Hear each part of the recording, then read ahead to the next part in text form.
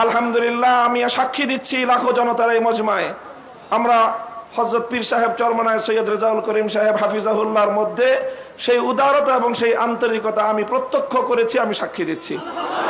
এই জন্য আমরা আশাবাদী আগামী দিনে ইনশাআল্লাহ আমাদের ঐক্য প্রতিষ্ঠিত হবে। এই জন্য আমাদের যেই কথা আমরা একমত, সেটা হলো আগে আমাদের উলামায়ে দেওবন্দের নেতৃত্বে যে সকল রাজনৈতিক সংগঠনগুলো পরিচালিত হচ্ছে, আমরা আমাদের মধ্যে আমাদের ঐক্যকে আরো সংহত এবং মজবুত করব। ইতিমধ্যে আমির হেফাজত আল্লামা শাহ মুহিবুল্লাহ বাবুনগরী হাফিজাহুল্লাহর পক্ষ থেকেও আমাদেরকে সকল সংগঠনকে এই দাওয়াত দেওয়া হয়েছে।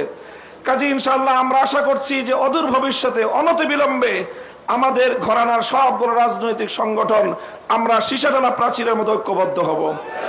এরপরে বাংলাদেশে অপর তিনটি ইসলামী ধারাকেও রাজনীতির ক্ষেত্রে আল্লাহর জমিনে ইসলামী হুকুমত কায়েম করার জন্য তাদেরকেও আমরা তাদের কাছে দাওয়াত নিয়ে যাব ইনশাআল্লাহ।